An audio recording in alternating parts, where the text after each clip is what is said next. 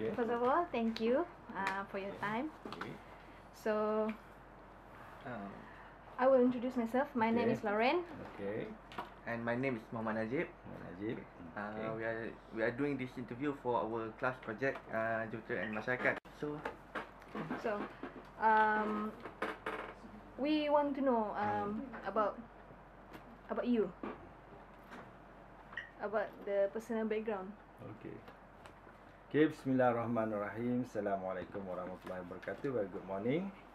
Alhamdulillah, wassalatu wassalamu ala rasulil karim wa ala alihi wa sahbihi. Thank you for taking me as your sample. This is not the first time. I think this I've also been teaching this subject before, right. And I think I'm the one who introduced that this main subject. You need to interview the professional engineer so that you know what actually the work of a professional engineer. Kan, eh? So I begin with my name is Mohammad Zainal Yusof. I come from a moderate family, but quite a big family. There are 15 of us, brother and sister. I'm the fourth in the family, and of course, I was born on the 19th of March 1951. So I'm only now 62 years old. Only. Okay. 56 years old. Okay. Okay. I have my early education, my primary school in, if I can say, in quite a number of schools. I begin with Sekolah Melayu Rahang in Seremban, in Sekolah Melayu in Kampung Pandan Dalam, and then I took the what we call special exam. They call last time the special Malay class exam. I managed to get a place in Sekolah Temu Abdul Rahman in Johor Bahru. In 1962, that was in 1962. After that, my father, being a government servant, was transferred to Ipoh, and then I finished my primary school in Ipoh at Sekolah Rendah, or they call it Primary English School. And then I continue my secondary school at Jalan Sekolah Ampang Road Boys Secondary School in Kuala Lumpur. That is where I finished my secondary school, my Form 3 LCE, and my Form 5. That is, during that time it was Malaysian School Certificate, with collaboration with London and Oxford. So during that time they called it Senior Cambridge. Okay. And in 1971 to 74, I got a place to study in Technical College or Matab Technique, which was then changed or upgraded into Institute Teknologi Kebangsaan (ITK), and then lastly it was known as UTM. And then after getting my diploma in 1974, I did work for a short time, around 9 to 10 months, with the JKR, Jabatan Kerja Raya. 74 to 76, I was for my diploma, I was given a scholarship, a federal scholarship, and then for my degree as well, I was given a federal scholarship to study at the University of Strathclyde, Glasgow. In 1976, after my graduation, I came back and joined UTM as an assistant lecturer. And then I was working there for 2 years before I was sent for to do my master in 1978 at the same university, but in different field. In environmental engineering, that is building services. Okay. So environmental engineering mean indoor of the building or Yes, a lot of doing indoor design? indoor built in the college. Okay. 1980, I came back with master, and then I was appointed as a lecturer. And in 1986, I was promoted to a associate professor, Professor Mohammad. And then in 2002 or 2003, I think, I was appointed as a professor until I retired from civil service 1991, if I'm not mistaken, I was sent to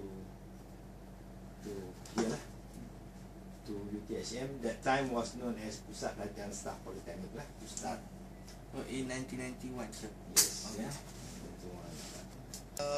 When you were in your degree in Glasgow or your PhD, do you involve in any other activity? For example, like we being a Muslim student, normally we are active with our Muslim student society in the UK. Or we even have the Malaysian society kan, Satuan in Glasgow that time we have Kesatuan Melayu Glasgow, or the in UK they have Kesatuan Melayu United Kingdom UK. Okay, that's Sir, okay, for after you finish your diploma, you start working with JKR, right, sir? Yes. Yeah. So, what exactly you did as a technical assistant? Technical assistant, you are actually between the engineers and the technicians. So you interface. So definitely you have to know what actually required of the job of engineers, but you are not for SATA, you are not authorized to do it, but you know.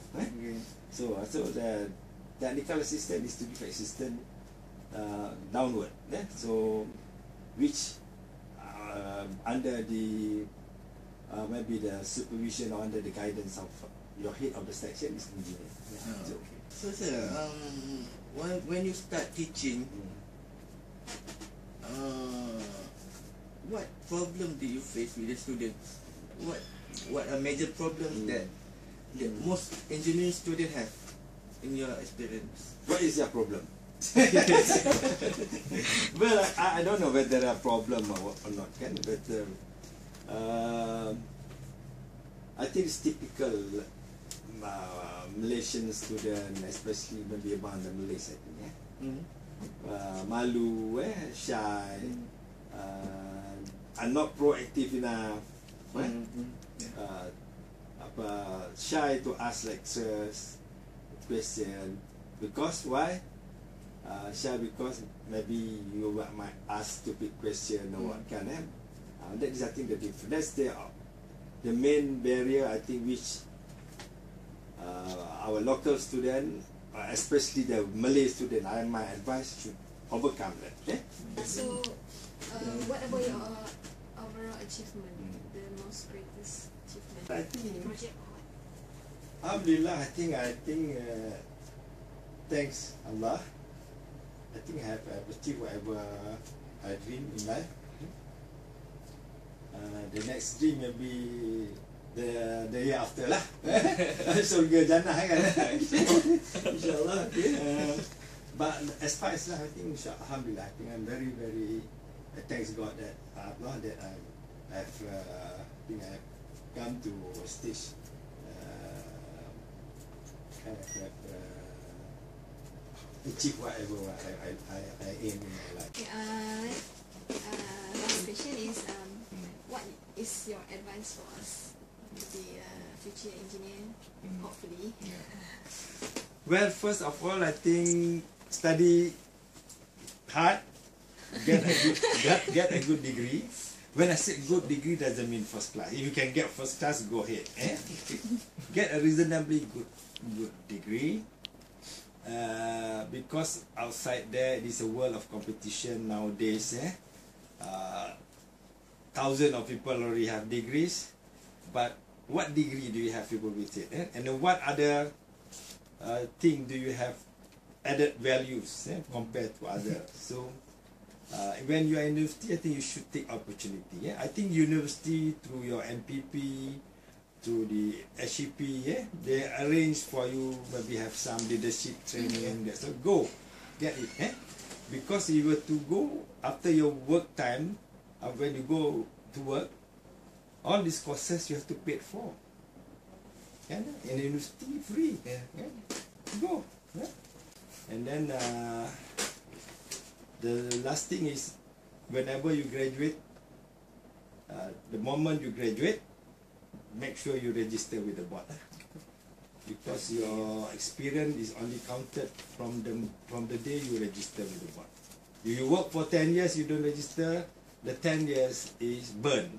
Hangus. You will count it. You want to register, you want to get your earns, they will count, your experience will count on the day you register with board. So my advice is, sit your exam, get your result, register with board. And if possible, register with IEF. Okay. So I think for us, thank you for your time, Doctor. Okay, you're welcome. Okay.